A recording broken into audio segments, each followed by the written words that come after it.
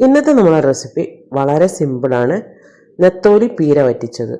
അതിനായിട്ട് നെത്തോലി ഞാൻ എടുത്തിട്ടുണ്ട്. നല്ല ക്ലീനാക്കി കഴുകിയെടുത്തതാണ്.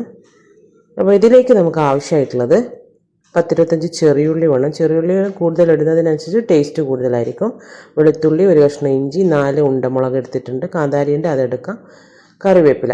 ഇതൊക്കെ എടുത്തിട്ട് മിക്സിയുടെ ജാറിലിട്ടിട്ട് അരച്ചെടുക്കരുത്, ക്രഷ് ചെയ്യാനേ പാടുള്ളൂ. ചെറിയുള്ളി ഇടുക, വെളുത്തുള്ളി, ഉണ്ടമുളക്, കറിവേപ്പില, ഇഞ്ചി, കല്ലുപ്പാണ് ഇത് ഞാൻ ആഡ് ചെയ്യുന്നത്. എന്നിട്ടൊന്ന് ജസ്റ്റ് ഒന്ന് പൾസ് ചെയ്താൽ മതി. ഈ ഒരു പരുവത്ത് കിട്ടും. നമുക്ക് അരച്ചെടുക്കരുത്. ഇടികല്ലുണ്ട്, അതിൽ ഇടിച്ചെടുക്കുന്നതായിരിക്കും ഏറ്റവും നല്ലത്. എല്ലാത്തവർക്ക് പറഞ്ഞിട്ടുള്ളതാണ് ക്രഷ് ചെയ്യൽ. അതൊന്ന് ചട്ടിയിലേക്ക് മാറ്റി വെക്കുക. ഇനി നമ്മൾ അരക്കപ്പ് തേങ്ങ എടുക്കുന്നുണ്ട്. അരക്കപ്പിന് ഒരു തേങ്ങേൻ്റെ പകുതി തന്നെയുണ്ട്. അതിലേക്ക് ഒരു 1/4 ടീസ്പൂൺ ജീരകവും മഞ്ഞൾപ്പൊടിയും ഇട്ടിട്ട് ഇതും ഒരു നുള്ളു ഉപ്പും കൂടെ ചേർത്തിട്ട് നമ്മൾ ഈ അവിയലിനൊക്കെ എടുക്കുന്നത് പോലെ ചതച്ചെടുക്കും. ഈ അരപ്പും കൂടെ നമ്മൾ ചട്ടിയിലേക്ക് ഇട്ടിട്ട് അതിൻ്റെ കൂടെ കുറച്ച് കറിവേപ്പിലയും കൂടെ ചേർത്ത് കൊടുക്കുക.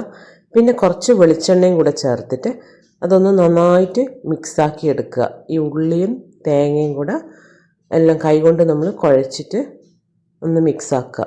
എന്നിട്ട് വേണം നമ്മൾ ഇതിലേക്ക് പുളിക്ക് ആവശ്യമായിട്ടുള്ള കുടംപുളി ഇട്ട് കൊടുക്കുക. അതൊന്ന് കുതിർത്ത് വെക്കുക ആദ്യം. എന്നിട്ട് അത് പീസാക്കിയിട്ട് അതിൻ്റെ വെള്ളവും കൂടെ ചേർത്ത് കൊടുക്കുക. എന്നിട്ടാണ് നമ്മൾ ഇതിൽ മീൻ ഇടുന്നത്. അപ്പോൾ നമ്മൾ നെത്തോലി ഇട്ടിട്ട് പൊടിഞ്ഞു പോകാത്ത പൊട്ടിപ്പോകാത്ത വിധത്തിൽ നമ്മൾ ഈ തേങ്ങയായിട്ടൊന്ന് മിക്സ് ചെയ്തെടുക്കുക. ഇനി ഇതിലേക്ക് മീൻ വേവാൻ ആവശ്യമായിട്ടുള്ള കുറച്ച് വെള്ളം വേണം.